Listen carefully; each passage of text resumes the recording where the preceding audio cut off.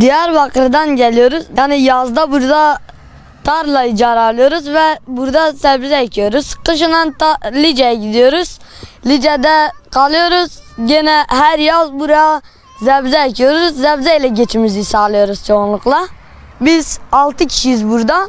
İşlerimiz var. Belli bir işlerimiz var. Yani sulama olsun, gübre olsun, kazma olsun. Böyledir yani. Biber var, fasulye var, salatalık var, karpuz var, kavun var, domates var. Normalde kilo hesabı yapıyoruz. Yani kiloyla satıyoruz. Domatesi burada 10 liraya satıyoruz.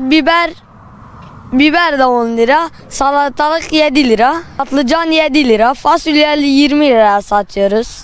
Böyle geçimimizi sağlıyoruz. Ben okula gidiyorum. Bu sene 7'ye başlayacağım inşallah. Ailemizin ne kadar elimden geldiyse yardımcı olmaya çalışıyorum. Elimden gelen her işi de yapıyorum. Biz burada sebze satıyoruz.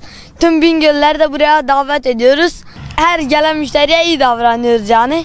Doğal ürünler almak isteyen bize uğrayabilir. Burada yaklaşık 6 ay kalacağımız için burada kendimize özgü yaşam yerlerini hazırladık.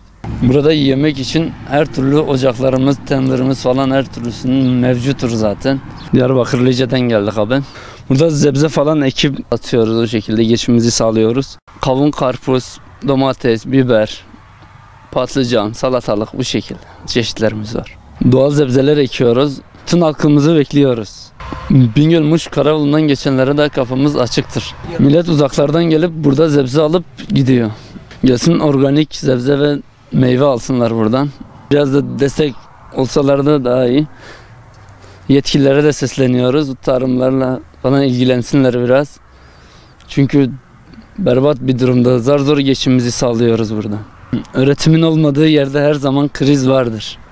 Buradan bütün bahçeleri olanlara sesleniyorum.